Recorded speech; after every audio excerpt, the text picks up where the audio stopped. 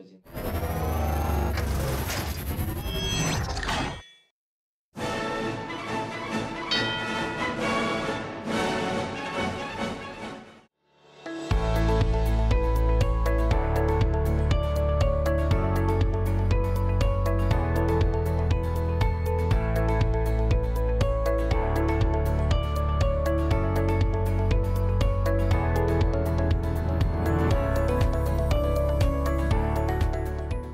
이제는 접종을 받으시는 국민 여러분의 시간입니다. 접종도 과학적 근거에 따라 안전하고 투명하게 진행할 것임을 약속드립니다.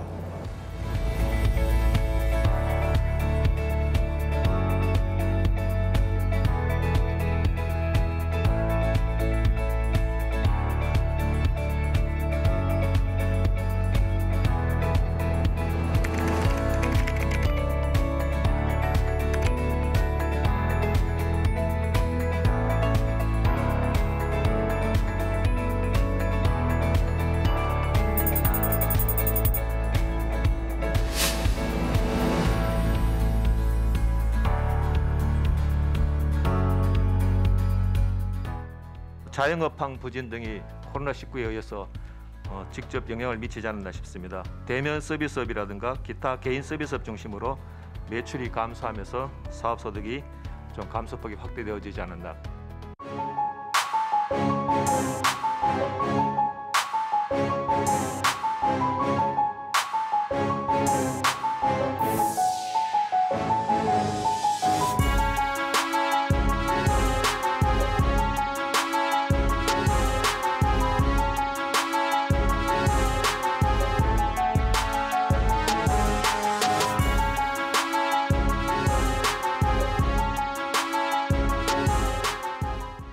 굳이 5인 이상이 무슨 의미가 있을까 싶기도 합니다. 5인 이상이면 2명, 3명 나눠서 앉고 하는데 하루빨리 그냥 5인은 풀고 자영업자를 좀 살리는 방안을 마련해야 되지 않을까. 백신이 주사가 될 때쯤 많은 사람이 해이되는 것 같은 느낌이 들어요. 그래서 이럴 때일수록 조금 더 인내심을 가지고 이제 우리나라에 코로나 백신이 들어왔는데 아직 코로나가 끝난 건 아니잖아요. 사회적 거리두기를 유지하거나 강화했으면 좋겠어요.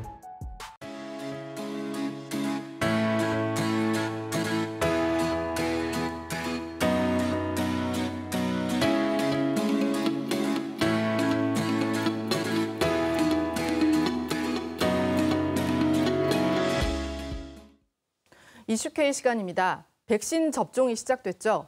정부는 아직 집단 감염이 이어지고 있어 안심할 수 없다며 오는 14일까지 2주 동안 기존 거리두기 단계를 유지하기로 했습니다. 다만 이번 주에 발표할 거리두기 개편안은 완화에 초점을 두고 초안을 마련하고 있는데요. 오늘 홍규철 전라북도 소상공인 협회장, 최용호 변호사와 함께 새 거리두기에 대한 내용 짚어보도록 하겠습니다. 어서 오시죠. 반갑습니다. 안녕하세요. 예. 먼저 최 변호사님, 백신 접종이 시작된 가운데 그동안 힘들게 버텨온 자영업자나 소상공인 입장에서는 좀 완화의 기대가 클 것 같은데 거리두기 완화에 대한 정부는 일단 기존 사회적 거리두기를 연장하기로 했어요. 어떻게 보시나요? 지금 이제 우리가 그 방역이라고 해서 이제 단순히 사실은 권고를 넘어서 강제를 하고 있는 상황이거든요. 집합금지 업종 같은 경우에 그걸 지키지 않으면 이제 행정적 제재, 영업금지랄지 아니면 과태료, 그다음에 그것도 아니면 이제 형사처벌까지 또 가능해요. 또 넘어서 이제 구상권 청구한다고 손해배상까지. 사실 이런 굉장히 강력한 강제를 하고 규제를 하는 거 단순히 권고를 넘어서요.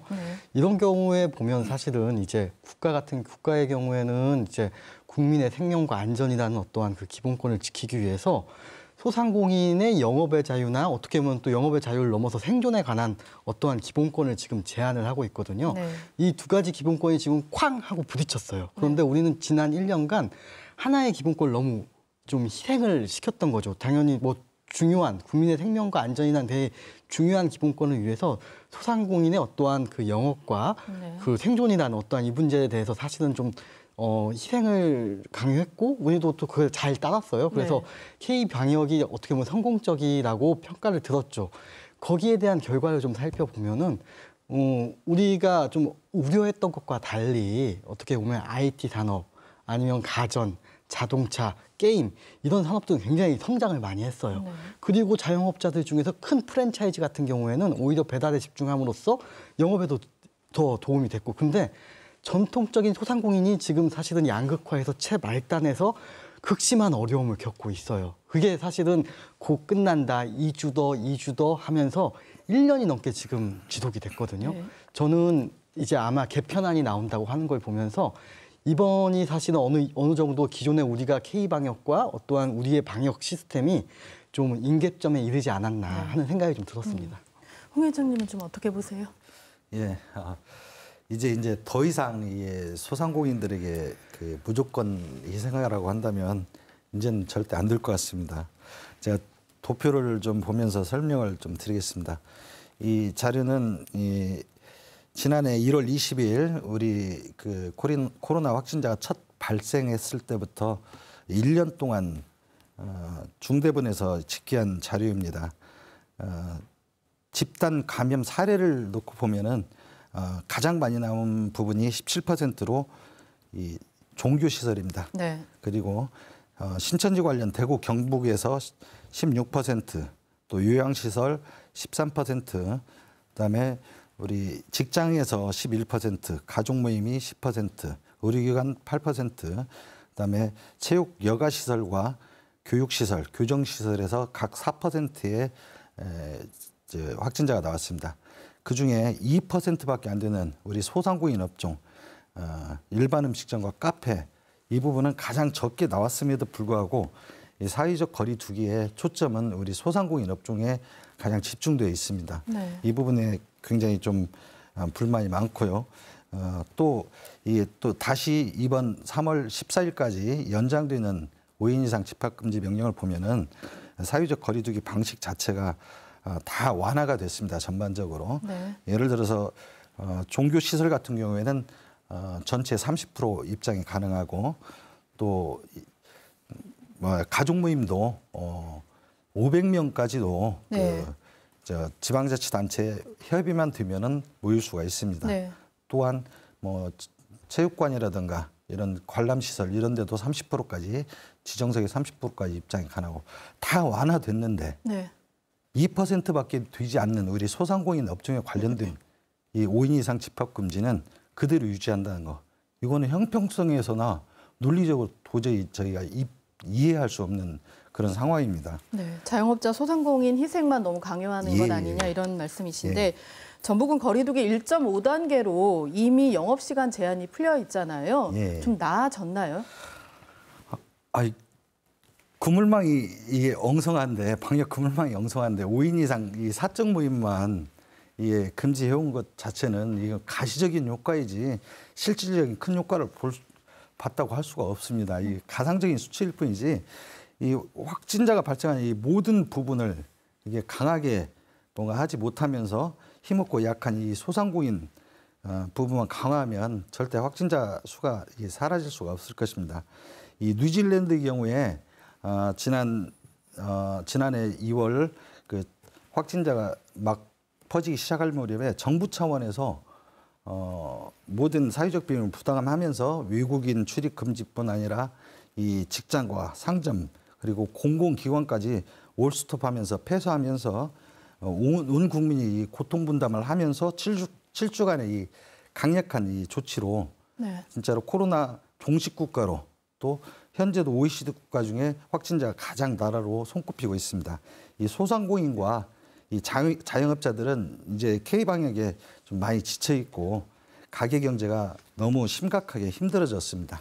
이 정부가 이러한 이 소상공인의 목소리를 유면한 채 이런 5인 이상 집합 금지를 계속해 나간다면 우리 소상공인들이 더 이상 방관하지 않을 것으로 보여집니다. 이미 이 소상공인 단체마다 3월부터 대규모 집회와 이 소송 준비를 지금 하고 있습니다. 네, 좀 강경하게 나오실 것 같은데 5인 이상 금지가 의미가 없으면 그러면 금지를 전면적으로 좀 풀어야 된다는 이야기인가요? 예, 그 5인 이상 금지라는 이 강제적인 이 방침이 어느 정도의 확진자는 감면할 수 있는데 도움이 될 수 있습니다.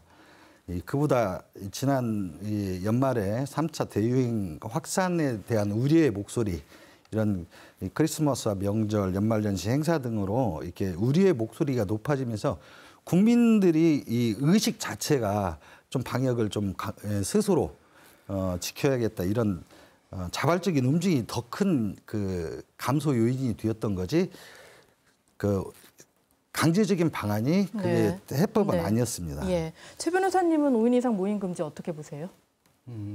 사실 좀 비판이 많았어요, 초반에. 왜냐하면 뭐 좀 어디까지, 사적 영역에 어디까지 제한이 가능할지, 또 실효성이 있을지. 요새도 보면은 뭐 음식점 같은 경우에도 5명이 들어가면 안 되지만 2명, 3명씩 잘라서 들어가고 같이 옆 테이블 달라고 해서 앉고 뭐 이런 경우가 있으니까.